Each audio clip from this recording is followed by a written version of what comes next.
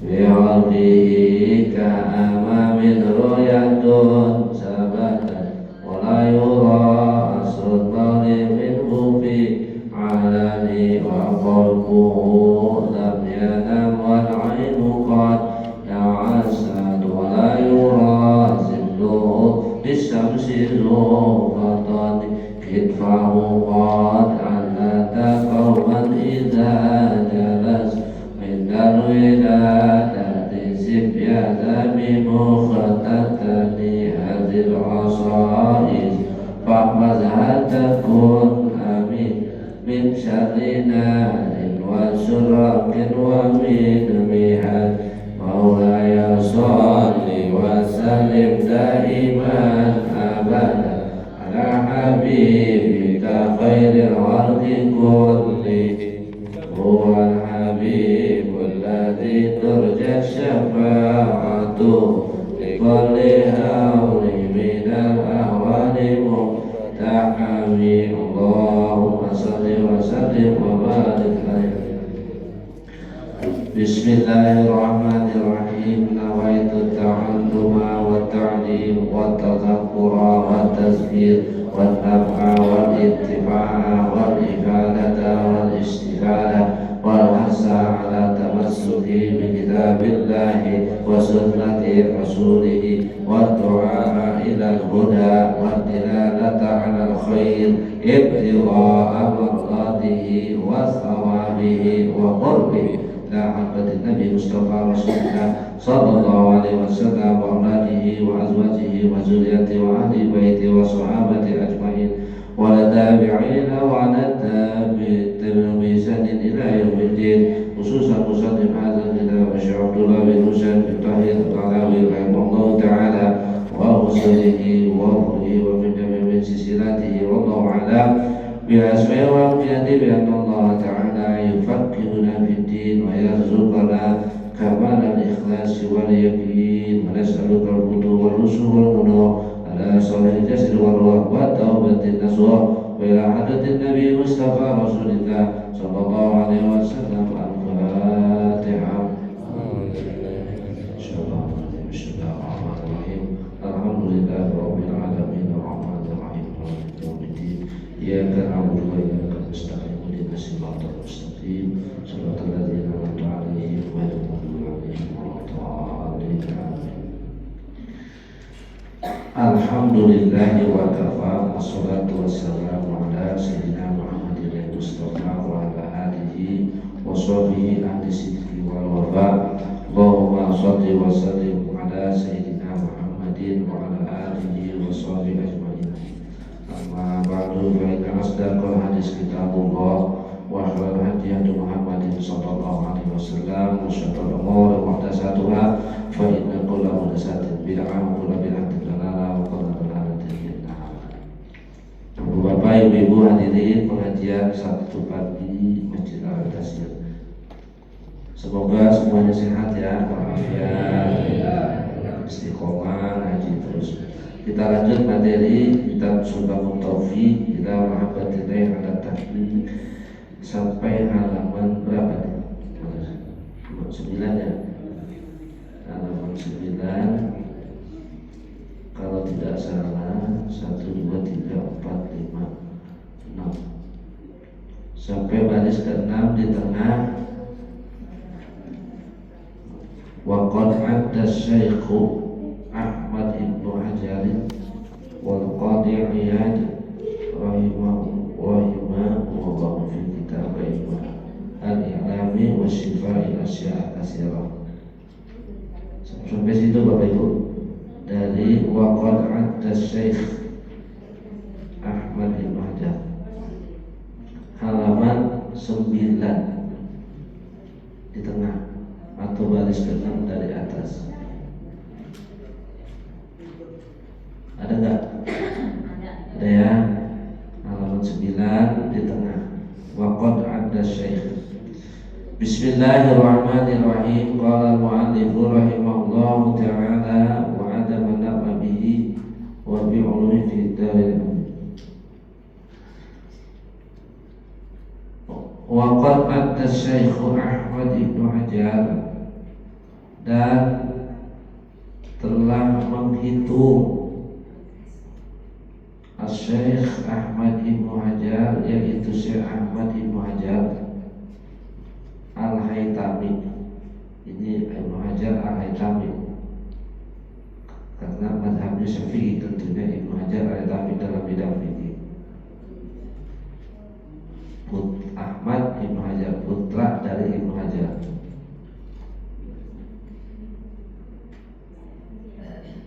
Jadi Ibnu Hajar ada Ibnu Hajar Al-Asqalani, pakar dalam ilmu hadis, Imamul Hadis, namanya Ibnu Hajar Al-Asqalani, pengarang Fathul Bari. Ada lagi Ibnu Hajar Al-Haytami, Ibnu Hajar Al-Haytami. Nah ini Ahmad Ibnu Hajar, putranya berarti. Wal Qadiyat dan Qadiyat.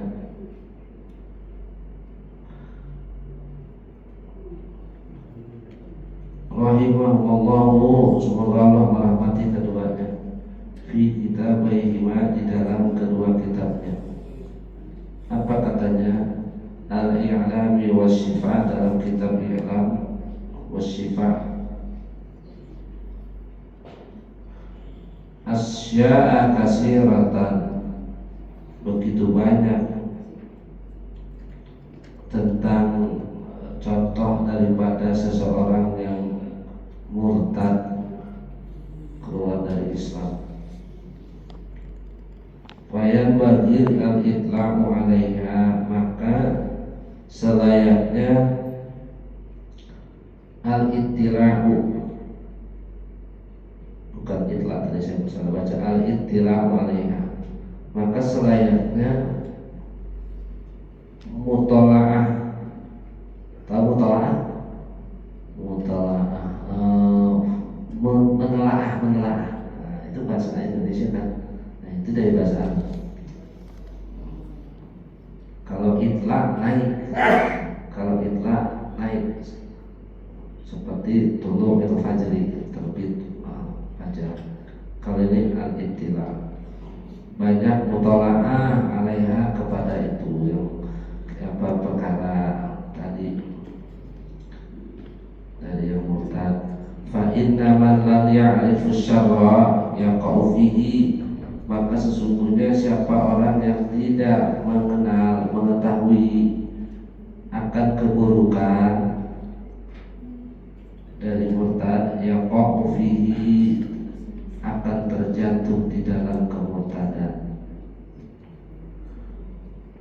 Wa hasilu aksari tilkal ibarat, dan sudah banyak ini yang menghasilkan contoh daripada itu murtad, yang mana pelakunya kembali ila anna kula aqdin, baik itu seluruh segala aspek daripada aqdin, akidah, au fi'lin atau perbuatan, au qaulin atau murtad secara ucapan, ya dulu ala istihanatin, yang menunjukkan itu kepada suatu penghinaan, au istighfafi billah, atau suatu yang menunjukkan pada apa? Istighfar, meremehkan kepada Allah. Nauzubillah.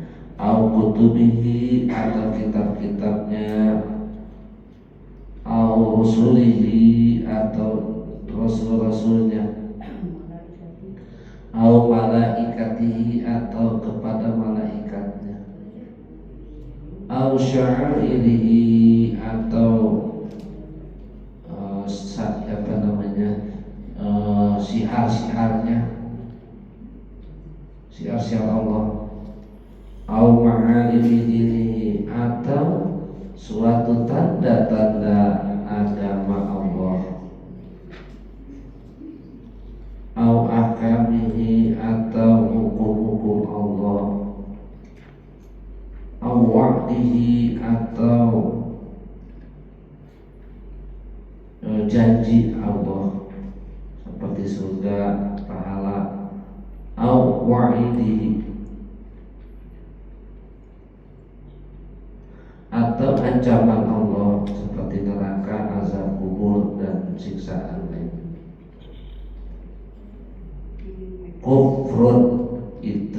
bisa atau itu terjatuh dalam kekufuran, au maksiatin, atau setidaknya dia jatuh dalam maksiat. Fal yahzaril insan, maka berhati-hatilah manusia, mendalika akan itu, jahdahu, kesungguhannya. Jadi kita disuruh untuk menjauhkan dari itu, berhati-hati. Faslun, ini satu pasal, biar saya baca dulu nanti kita terangkan. Lanjut, faslun, ini satu pasal, kita mulai masuk bagian baru. Yajibu ala man waqa'at minhu, wajib ke atas siapa yang sudah terjatuh minhu darinya, riddatun, kepada kemurtadan.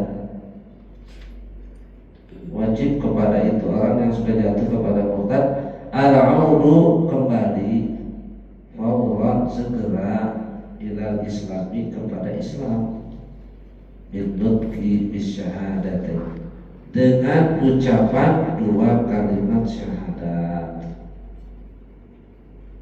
wal iqlamu amma waqa'at fihi riddah, dan wajib meninggalkan amma waqa'at fihi riddah, dari apa yang terjatuh ke dalam kemurtadan. Wa yajibu alaihi nadamu, dan wajib padanya menyesali ala ma sadara minhu, kepada apa yang sudah terbesit di hatinya, menyesali. Wal azmu, dan bertekad, azam, bertekad, ala, kepada Allah yang muda limislihi, agar tidak kembali semisal itu,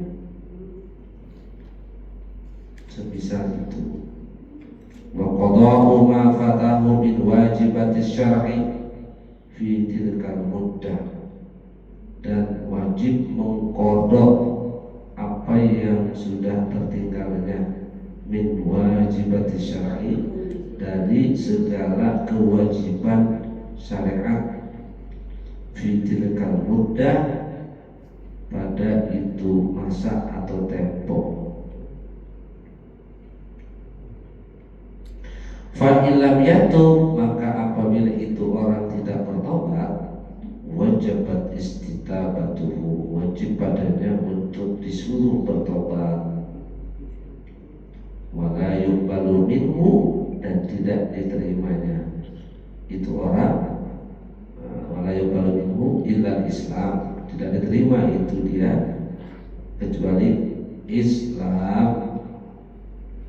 Awil qatlu, kalau tidak mau masuk Islam, awil qatlu, atau dibunuh itu si murtad. Allahu a'lam. Sampai situ dulu. Jadi hadirin jamaah yang dirahmati Allah Subhanahu wa taala, pengarang di sini mengomentari kelanjutan yang minggu lalu, bahwasanya dari contoh rangkaian akidah murtad dalam perbuatan, dalam perkataan, banyak dia menukir. Waqad ada Syekh Ahmad Ibnu Hajar, dan telah dinukir di dalam kitab Ibnu Hajar, Al-Haytami maupun Qadiyat, dan kedua kitab itu menunjukkan banyak sekali tentang orang yang jatuh ke dalam kemurtadan. Jadi saking banyaknya kita disuruh berhati-hati, harus tahu tentang murtad, karena orang murtad itu keluar dari Islam lebih parah daripada kafir. Kalau kafir jelas diketahuan, dia nyembah Yesus, dia nyembah tapekok, dia nyembah sesuatu benda. Bedanya kalau murtad, dia pernah memeluk Islam. Kalau kafir gak pernah memeluk Islam. Kalau murtad, itu yang kemarin kita bahas, kalau murtad dia pernah masuk Islam, tapi dalam rangkaiannya bisa jadi dia terjatuh. Tapi Pak Ustadz, dia sering sholat, dia puasa, dia ini, bisa jadi dalam ucapan dia pernah terjatuh. Karena kalau udah terjatuh, dia tidak akan mungkin bisa balik lagi kecuali syahadatain gitu. Nah, makanya kenapa bisa jatuh begitu?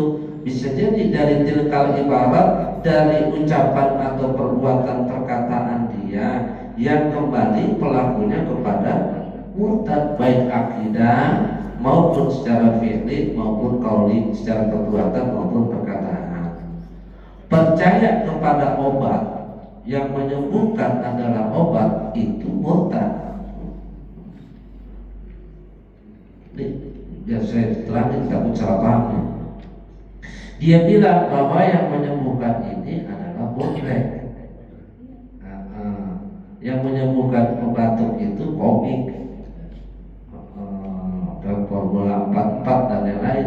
Dia meyakini bahwa itu adalah yang menyembuhkan siapa? Obat. Maka itu secara akidah, secara perucapan jatuh pelakunya murtad. Serem ya. Minum apa? Saya sembuh. Tadi minum gitu. Nah, itu kalimat-kalimat itu terjatuh, wajib dia syahadatain itu. Karena dia meyakini bahwasanya, misal pulang dari ziarah Wali Songo, ya kan, balik setelah 3 bulan, 5 bulan, 6 bulan, terus dia meyakini bahwa usahanya lancar. Kayaknya semenjak kita ziarah Wali Songo, yang bikin ini yang kita banyak jadi begini nih. Nah, gara-gara ziarah ke Kuitang, ke Mbah Priok dan sebagainya. Berarti yang memberikan naf'a, kemanfaatan adalah si aulia, para wali, bukan Allah.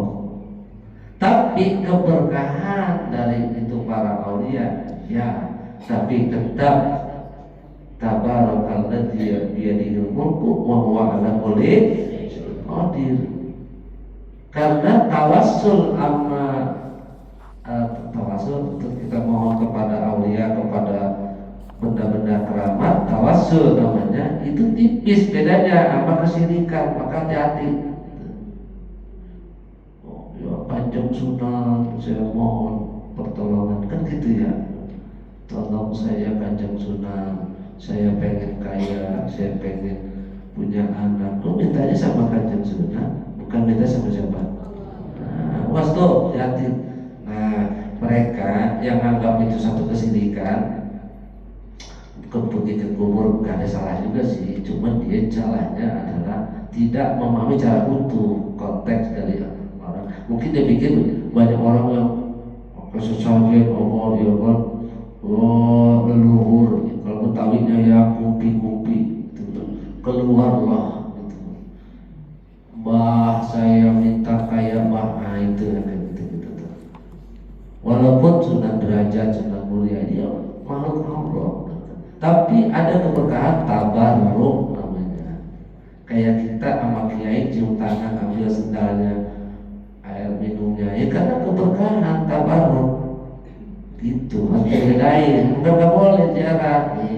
Ziarah Allahumma inni atawassalu ilaika, ya Allah aku bertawassul, ya kan, kepadamu dengan perantaraan ini Kanjeng Sunan Gunung Jati Cirebon, Fakfirli dunubi, ampuni dosaku di makam Nabi, ya Allah, dengan kemuliaan sosok yang mulia Nabi Muhammad SAW kalau di umrah lewat, ampuni dosaku. Itu aku minta kaya, aku minta apa?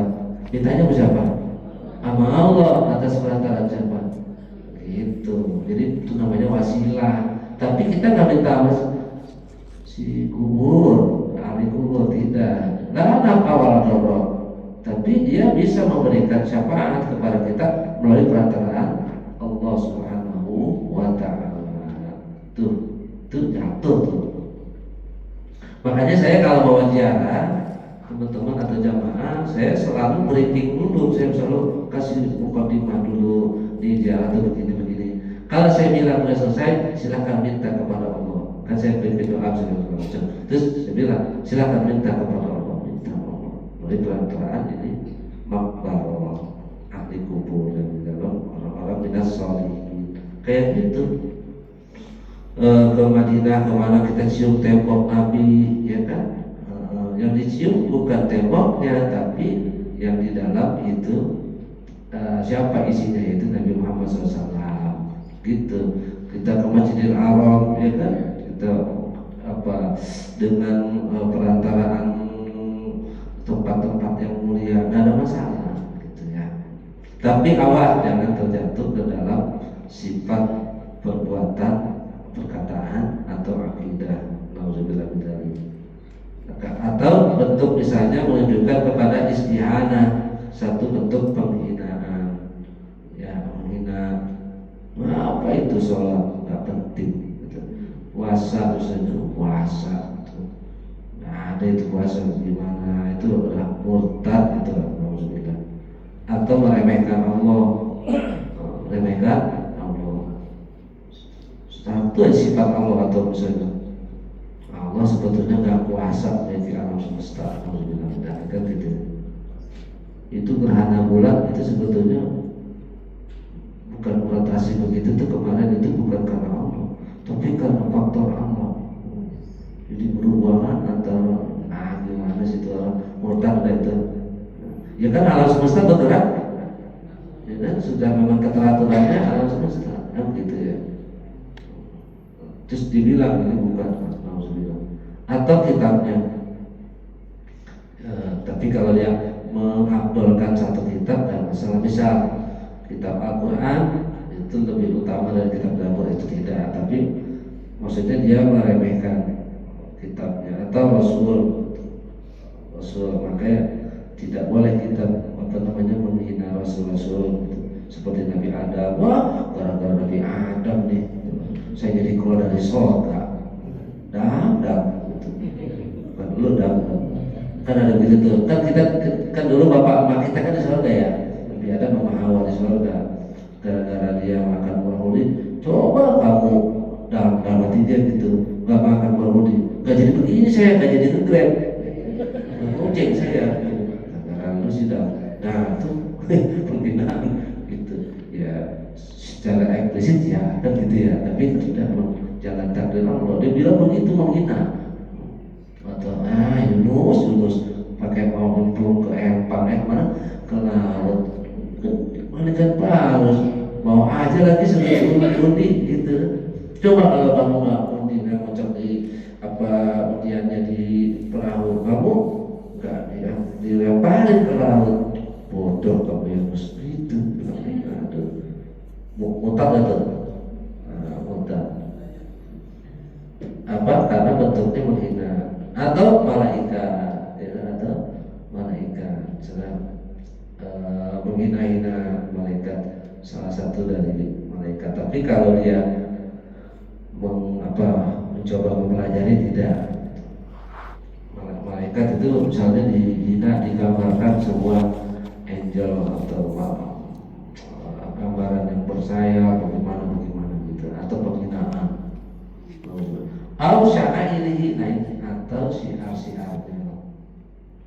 syiarnya seperti azan, syiar. Berisik banget tuh azan, bukan azan, kecuali bilang ini siapa sih azan, itu repek banget azan begitu. Terus cara kita untuk musola tahu orang begitu suruh azan, itu bukan murtad. Emang suaranya jelek, bukan nggak suka sama azannya. Allahu Akbar, macam Allahu Akbar gitu. Salatannya sebenarnya salatullah, salamullah gitu dah. Karena laki-laki Coca-Cola gitu. Jadi sama, ini Coca-Cola kok salatullah sebenarnya jadi ngomong kan gitu. Terus kalau begini suruh jadi, misalnya itu tidak. Tapi ketika ada Allahu Akbar, ketika diazan terus dibilang pusing aja di tengah itu, atau dengar sholawat, dengar apa, terus dia nggak suka itu sampai mencibir, itu syiar, itu murtad, alhamdulillah. Kecuali speaker keluar terus sampai mengganggu, membisikkan tetangga-tetangga yang bukan waktunya untuk syiar. Terus dia protes, tolong dong, bukan saya nggak suka salawat, tapi mengganggu sekali sama di luar.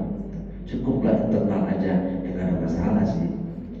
Kayak ngaji begini kan syiar, iya syiar nggak ya? Syiar emang waktunya habis umum gitu. Di jamnya memang jam taklim, memang ada jamnya dan disepakati. Dia protes, tolong kalau ngaji speaker dalam aja, jangan speaker luar. Saya khawatir yang ngomong begini biar kata sholat 5 waktu, puasa Senin Kamis, murtad. Dengerin dong. Siapa yang orang begitu sih? Ada. Bilangin itu dia orang. Jangan begitu. Kecuali ngaji jam 10 malam, jam 9, ya kan? Udah rematik, sakit gigi, asam urat, speaker di depan mobil dia kedengeran bising, nah itu protes. Jangankan dia, saya aja tegur. Jangan begitu dong. Tadarus cukup sampai jam 9 pakai speaker dah. Di atas jam itu orang mau istirahat, punya hak buat tidur. Mantap punya buat tidur. Mungkin ada yang minum obat, habis minum cetirizine, CTM, dia ngantuk berat. Gitu, aduh, ini baca Quran, udah suara jelek, akhirnya jadi penghinaan. Nah, dia cukup. Saya bilangnya di kampung saya tetap aja begitu. Sampai jam 11 kan harus. Maksudnya pakai speaker, keganggu duluan. Saya jadi tolong dong itu pakai speaker dalam. Ya, kiai, maksudnya kiai lagi, tapi melawan. Waduh, gak akhlak gitu orang. Kita bilang, ya kiai, kenapa? Ini kan Ramadan, ini syiar gitu. Biar orang tahu gitu. Ya orang ngajinya separuh coba. Enggak gitu cara berislam itu, kan gitu ya. Subuh kan jam 4 lewat 31 sekarang. Udah enggak? 32. Nah, di sini beda 10 menit misalnya ya. Terus jam setengah 4 dong setelah merotal.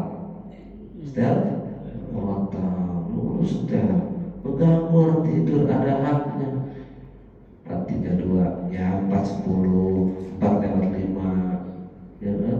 Baru tuh tahim, salatu wassalamu alaik, atau salawat, silakan sambil bangun setengah 4. Biar orang pada bangun, Ustaz.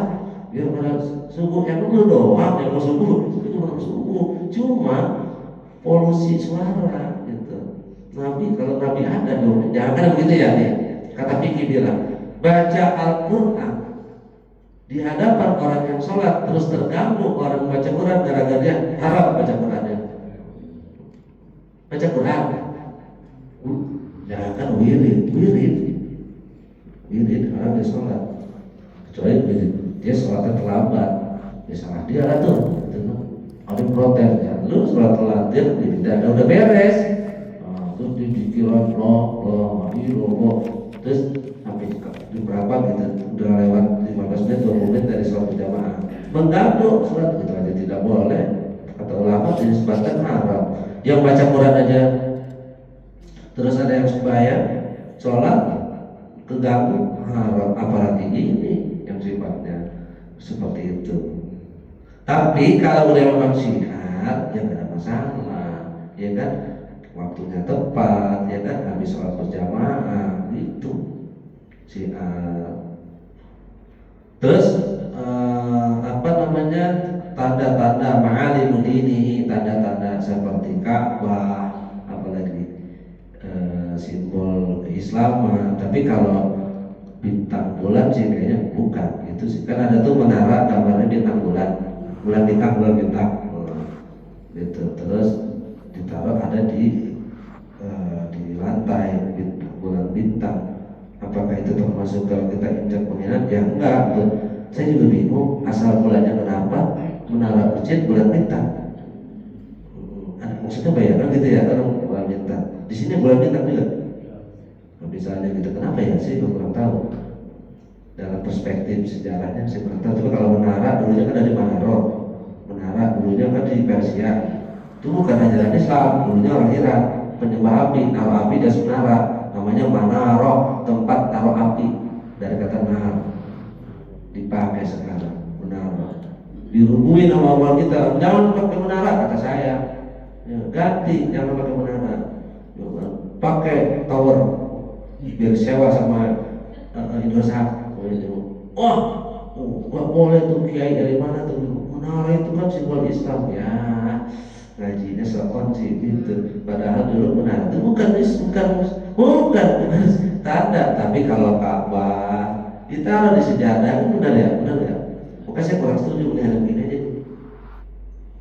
Sisa karpet yang gambar sejadah, gambar masjid kan udah jelek, ditaruh dipakai keset gitu di toilet masjid mana ya saya gitu. Terus saya bilang astagfirullah, karpet tuh yang jelek tuh kan, yang dulu kan ada gambar masjid Aqsa, ada masjid apa gitu ya, itu enggak bang, kan udah jelek nih nggak pakai, ya gunting kali dipakai buat keset di toilet buat itu ganti welcome. Saya bilang ya Allah, ini kan masjid, jangan ada begini ya kan, kira-kira gitu ya, itu kan masjid, bendera merah putih taruh di kaki situ, kira-kira dimarahin nggak sama propam, sama menteri, sama siapa gitu, penjara tuh pelakunya karena penghinaan. Apalagi ini gambar masjid atau Ka'bah lagi, bener Ka'bah. Jadi dia itu karena bekas itu sejarah yang udah jelek itu dipakai, itu penghinaan, itu nggak boleh itu. Murtad nggak? Ya kalau di kitab ini sih kalau kagak kufur kafir ya masih ya jatuhnya dosa itu. Atau tanda-tanda apalagi ulama kiai gitu kan nggak suka sama orangnya tapi jangan sama ceramahnya gitu kan. Ustaz apa sih dia begitu itu ya, ceramah gara-gara banyak kiai masuk politik sehingga dia kalau ada ceramah dia dibenci sama kiai itu murtad tuh kalau dibenci kiai tai gitu. Jadi saya contohnya ya orang mobil tuh astagfirullah, saya bilang Ustaz apalah gitu ya.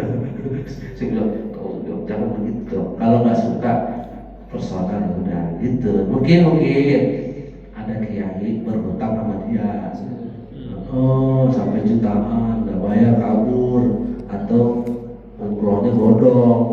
Ada kiai bernama saya sebut, jadi dia umrohnya bodong, travel di jamaah ratusan juta ternyata bodong, nggak tahunya nggak berangkat, dia marah-marah gitu.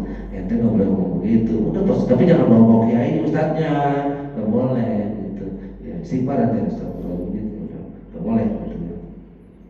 Tuh, atau janjinya surga itu nggak ada, atau ancamannya neraka itu bohong, nggak ada, semua kita neraka itu makhluk Allah, bos takut.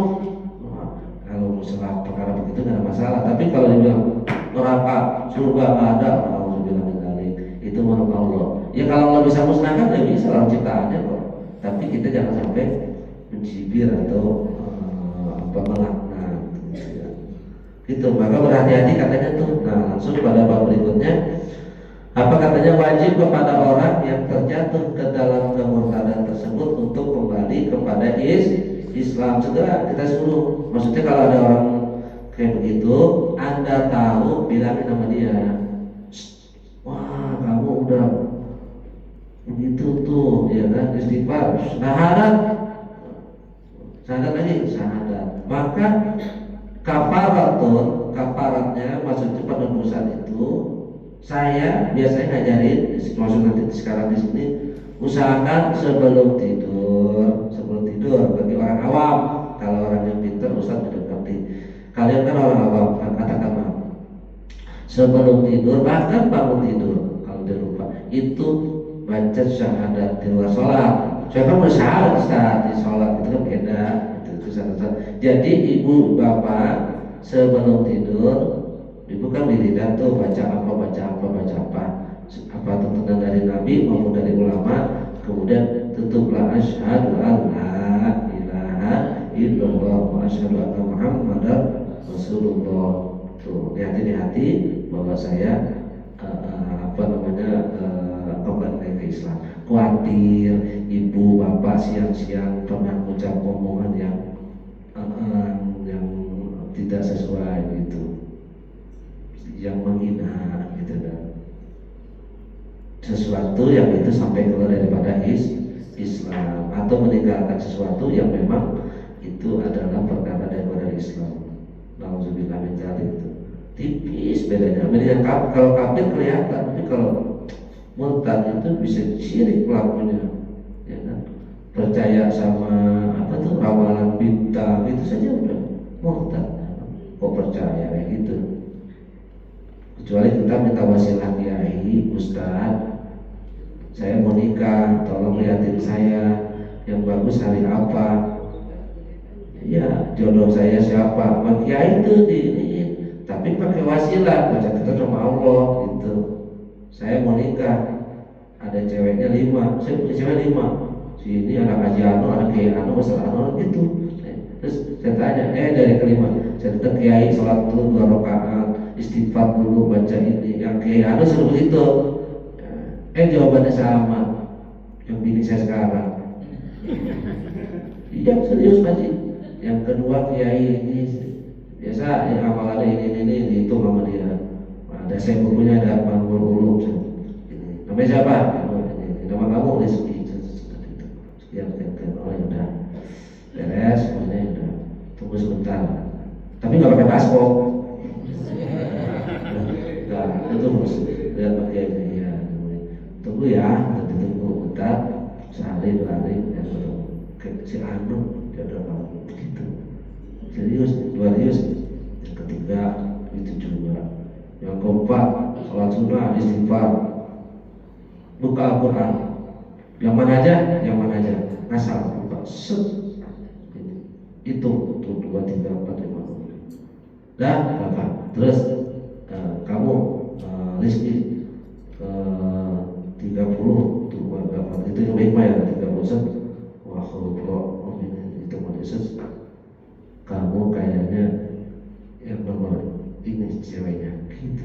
Dari kelima-limanya dia Pak yang menang itu dia. Gitu yang benar. Pas mau nikah itu juga tolong istiqomahin saya Kiai gitu. Kata Kiainya jangan nama saya, tuh nama Ustaz Uci namanya. Sampai sekarang saya nggak ketemu sama dia, keburu meninggal. Ustaz Uci Kiai ajengan siapa namanya Ustaz Uci? Tanya aja. Waktu itu saya masih di luar negeri. Terus sama calon ini bilang tuh tanyain rumahnya dia dagang di Pengkolan, dagang rokok apa itu? Warung doyong. Yang warung kagak jelas, lampunya juga 5 watt, hampir mati. Rokok juga setengah adanya gitu. Aqua, tolak angin itu pinggir tuh pakai gerobak, ya kan? Yang itu di situ dia dagang katanya. 99% top tier. Anak-anak saya kalau istilah apa dia? Emang kata saya gitu, dan masih saya meragukan. Nah, itu kan aja Kiai besar. Udah, tolong ngomong percaya ke orang gitu. Wah, kata saya di wali nantinya orang dagang ini yang dagang warung doyong gitu, ngomong ya udah deh, setelah itu deh. Kata dia bilangin gitu, istilahnya burung anis itu, burung anis, tahu burung anis enggak? Beraksi burung anis juga nggak tahu tuh mana.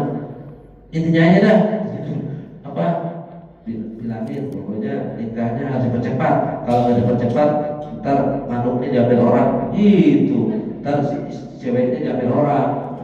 Terus ya udah kasih tanggal lagi, tanggal sekian mana dipilih lagi begitu Pak.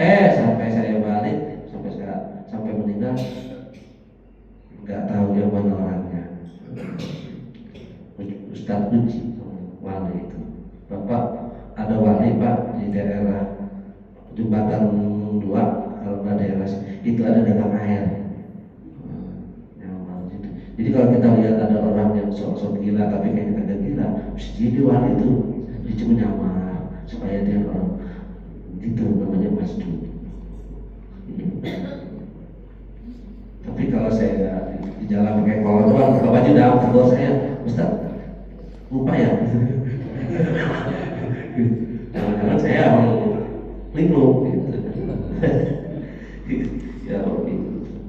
Kalau nggak percaya nggak susah, kalau pas main hikam dulu baru bisa gitu. Itu percaya dan cahaya saksi matanya gitu. Ada yang seperti itu ya Allah ya Allah. Terus udah begitu wajib padanya untuk menyesali atas perbuatan dan bertekad untuk tidak kembali lagi, supaya ya sadar kalau bisa juga harus belajar ilmu agama lebih dalam.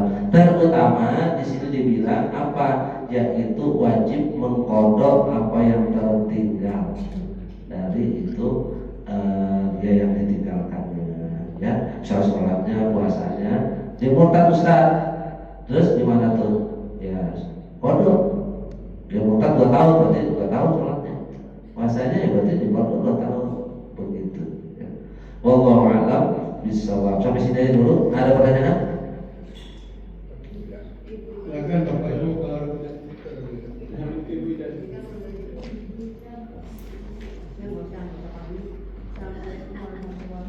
Waalaikumsalam warahmatullahi wabarakatuh.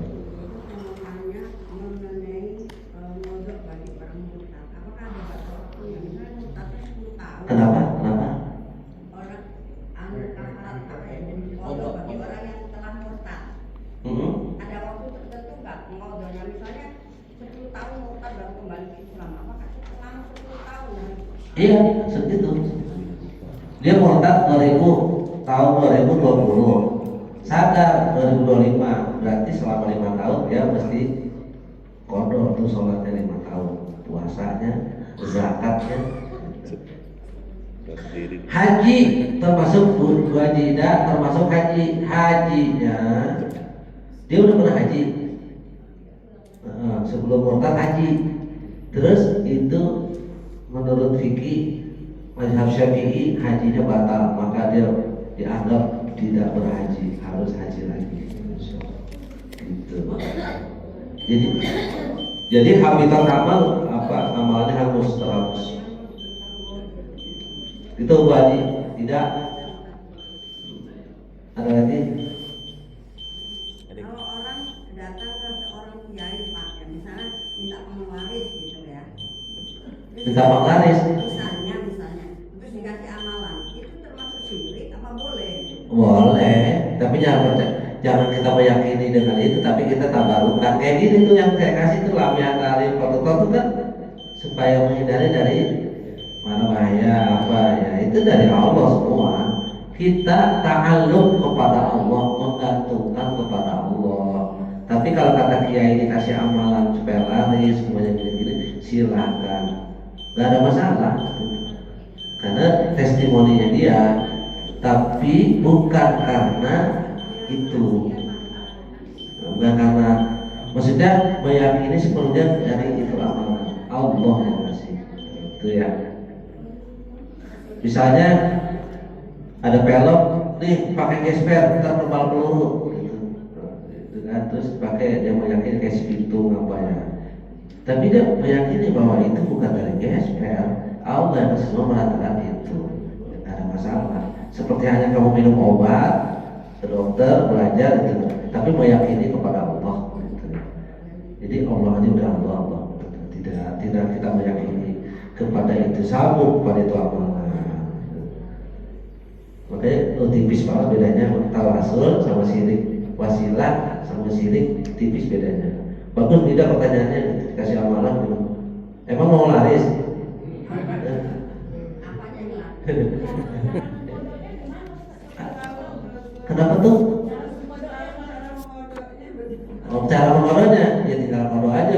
Misalnya kan di kalau muda di waktu itu misal sholat zuhur dia setahun murtad, terus gimana zuhur ya udah habis itu sholat, hitung aja dulu setahun berapa hari, kita 300 berapa sih? Ya 3 atau 5 kan.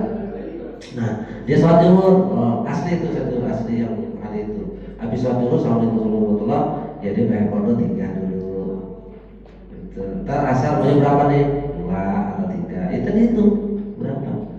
sampai sebanyak itu. Subuh gitu juga, habis sholat subuh boleh langsung kodok. Sama kayak ibu kodok nggak murtad, kodok biasa gitu kan. Ibu kemarin dulu masih gadis, mungkin aja dulu pernah ngapel lupa gitu kan, atau diajak kencan bioskopnya sampai maghrib, jadi lupa sholat maghrib ya biasa itu kan. Nah gimana kodok ya udah gitu, kodok sama bu gitu. Jadi bayarnya hitungannya sebanyak itu. Puasa kan sebulan 30 hari, berarti kalau misalnya habis beres Ramadan di Syawal jangan sunnah dulu, beresin dulu ya kodok-kodoknya, misalnya 3, tetap bulan depan 5, 8 sampai bilangannya. Nah, itu yang dia beresin, berat gitu. Apanya? Terus wajib. Bahasa begini loh, yang keras aja, yang bagian lembek, maksudnya murtad keras, itu aja wajib. Apalagi itu tetap kamu dulu nih, gak pernah sembahyang 2 bulan, pernah ninggalin puasa 5 kali, ya kan, ya umur balik nih, ya kan, 17 tahun udah balik, kali makan jamu, merokok sembarangan, itu lah saya itu berapa? Wajib bayar selain bertobat. Tapi ada satu mazhab namanya mazhab Ibnu Taimiyah. Di luar satu-satunya kata dia, kalau orang sudah bertobat maka amalan-amalan sebelumnya tidak perlu dikodok. Tidak perlu dikodok. Memang tidak ada dalil yang sahih kecuali satu dalilnya, yaitu yang itu ya bertobat itu tadi yang sebelum-sebelumnya, yaitu adalah ketika Nabi mengkodok sholat subuh. Ketika Nabi kesiangan bersama Bilal bin Rabah. Jadi Nabi pernah kesiangan subuh. Gitu. Apalagi idam ya, biasa gitu. Jadi nggak ada masalah. Cuma dikodok kalau itu dia ngaku salah. Kalau terlupa nggak dosa. Itu kan tadi sengaja harus dibayar gitu. Gitu. Sampai beres. Ada namanya di kampung saya namanya Haji Rojak, apa saya sebut Haji Rojak, kaum Rojak namanya. Ya habis sholat fardu, dia mundur ke belakang, dia sholat sampai 3 kali dan 2 gitu, 4. Saya perhatiin, sembahyang apa? Bang Haji dia bilang, Bang Haji, Anda perhatiin nanti kalau habis sholat lagi. Iya Ustaz, ini bayar kodok. Oh bagus itu, kan kita takut ya, masih dulu muda pancing, saya meninggalin sholat, saya ngapa, oh gitu bagus. Tapi saya mohon kalau di waktu yang diharamkan jangan sholat di sini, di rumah aja. Takutnya orang bodoh niru, habis sholat asar dia mundur di sholat lagi, habis sholat subuh mundur di sholat lagi. Kan kalau orang bego lihat, oh ternyata ada sholat ba'diyah ya, gitu. Akhirnya dia nurut. Jadi di rumah aja dah, kodoknya jangan di sini gitu. Maksudnya yang diharamin kan asar sama subuh, yang nggak ada ba'diyah. Takutnya orang tiru itu bukan kodok, dikira ba'diyah, dan jadi fitnah Haji. Ibu Haji iya juga ya gitu, udah saya ngajarin gitu. Kayak Imam Ahmad bin Hanbal. Imam Ahmad bin Hanbal kalau sholat 2 hari raya Idul Fitri Adha, dia langsung duduk, nggak pakai sholat apa-apa, langsung sholat. Nggak ada sholat tahiyatul masjid, nggak ada, dia nggak sholat sebelum kan kita masuk ke tahiyatul masjid duduk. Karena kata Imam Ahmad, saya takut murid-murid saya menyangka bahwa itu adalah takutnya sholat qobliyah Idul Fitri. Qobliyah Idul Adha, padahal mana ada qobliyah, tapi kan orang menyangkanya begitu. Makanya saya pikir iya juga. Saya kalau habis sholat khotib di mana Idul Fitri Adha, terkadang saya duduk, saya nggak sholat apa gitu, saya niru Imam Ahmad. Takutnya kan, oh iya. Sekarang saya tanya bapak-bapak, ibu-ibu kalau masuk ke masjid sholat Id, Idul Fitri dan Idul Adha, sholat nggak? Sholat apa niatnya? Hah? Lah kalau di lapang ada yang sholat tuh, ada yang sholat ketika sholat di lapang dia sholat. Ada, saya perhatiin, di waktu saya perhatiin, bayang apa tuh orang? Duha belum, orang kan 5 bodoh tuh gitu. Maka saya jadi mikir, aduh, ya orang-orang awam benar juga ya. Apa jangan gara-gara Ustadz Kiai dia sholat jadi tiru gitu. Kayak Jumatan kan di parkiran basement, ya kan? Dia sholat tahiyatul masjid. Apa tahiyatul basement? Ya kan? Oh, aku dia sholat tahiyatul parkir. Enggak kan? Dia sholat. Saya bingung juga tuh Pak. Saya tanya, kamu sholat apa? Tahiyatul masjid Ustaz. Emang ini masjid? Iya juga ya. Tuh. Begitu ya. Udah ya? Wallahu a'lam bishawab. Al-Fatihah. A'udzu billahi minasyaitonir rajim. Bismillahirrahmanirrahim. Alhamdulillahirabbil alamin. Maliki yaumiddin. Iyyaka na'budu wa iyyaka nasta'in. Ihdinas siratal mustaqim. Shiratal ladzina an'amta 'alaihim ghairil maghdubi 'alaihim waladdallin.